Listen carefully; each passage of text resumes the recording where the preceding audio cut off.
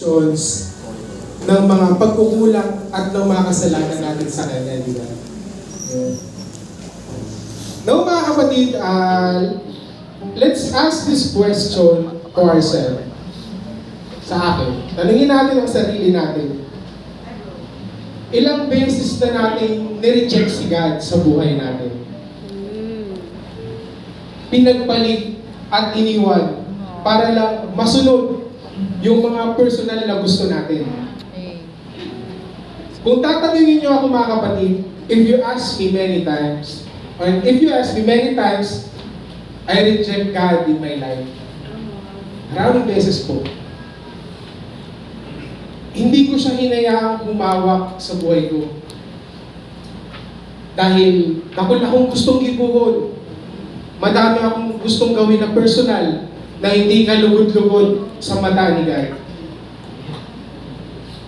Was it worth it?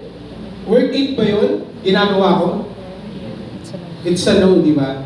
It's a no. Buksan po natin ang ating Biblia sa mga taga-Roma, chapter 12, verse 2. Romans chapter 12, verse 2. Sabi po sa Tagalog, sabi ito, huwag kayong makiayon sa takbo ng mundong ito. Sa halip, hayaan niyong baguhin ng Diyos ang inyong pag-iisip upang maunawaan ninyo ang kanyang kalooban.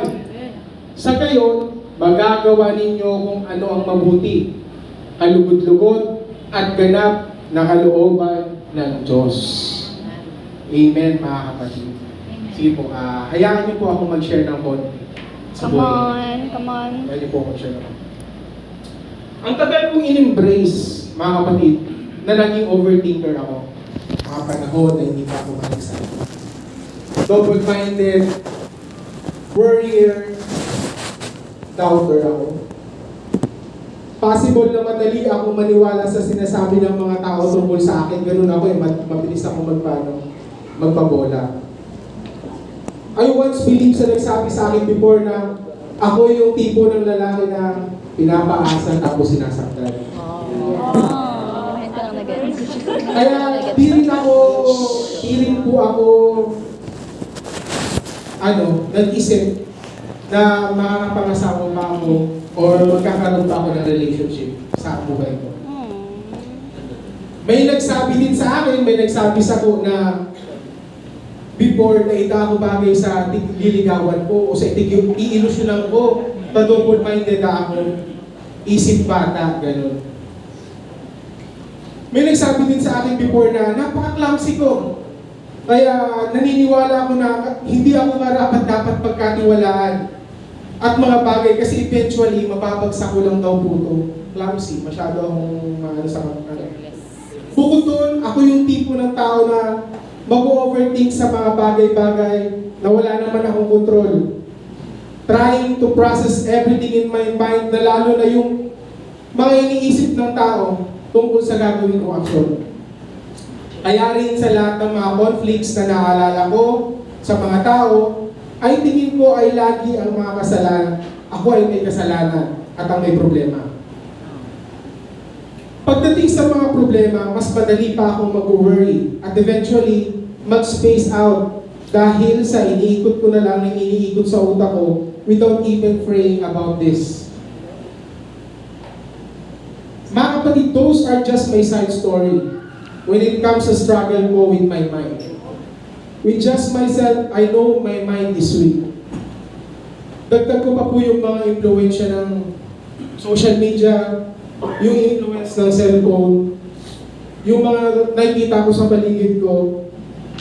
Talagang alam ko sa sarili ko na napakadumi ko. Alam kong makasalanan ako. Kaya naman dati, kahit na sumasama ako sa mga tito ko sa church, nung medyo bata pa po ako, hindi enough yung natututunan ko. Hindi enough dahil alam kong sa mind ko, hindi ako panalo sa battle. Doon po lumalabas yung pagiging hypocrite ko at pagsuot na rin ng mask para madagdagan yung naririnig ko sa iba. Kumbaga, sa spiritual life po natin, nakukurap po yung pag-iisip ko. dahil sa lahat ng voices at influence na patuloy ko pa rin ginagawa sa work. I realize na ang bilis ma-influensya ng mind ko at kung ano-anong nasa isip ko. Slowly but surely, lalabas yung sinasabi ko at actions ko, yung maiisip ko, ginagawa.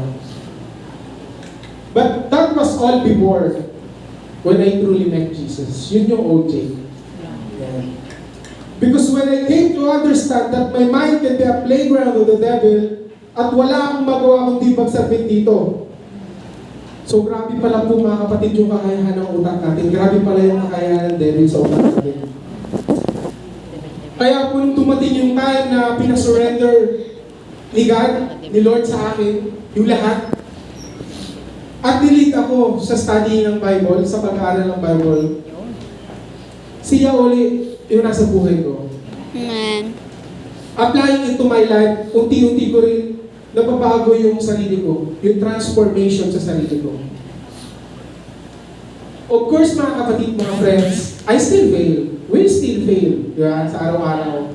Marami tayong mga pagkukulang o mapagkakamali. But the desire change. The way I think, it changed. Nagkaroon ako ng discernment to see what's pleasing to the Lord and to see what's not pleasing to God. What's going to lead me to sin and what's going to lead me to Christ. And how I react sa mga sinasabi ko tungkol sa akin. All I know, my identity changed and thanks to Jesus. Totoo pala kung pwede tayong magbago. Amen? Amen. Isang paalala lang na yung mind namin, kahit madaling ma-influensyahan bilang Kristyano, di pa uli ang lahat. Di pa uli ang lahat, mga kapatid. Pwede tayong magbago sa tulong ni Kristo. Repentance sa araw-araw na kasalanan na nagawa natin. And submit to Him. Allow His words to pour into our lives and apply it in daily life natin. Sa araw-araw pag ginigin mo, let's apply kung ano yung tinuturo ng Bible, especially ni God sa atin. Amen. May pag-asa tayo mga kapatid. Di natin kailangan i-embrace yung dating tayo kasi binago na tayo ni God. Yeah. I-embrace natin si Kristo. Amen. Let's pray for our community. Awesome.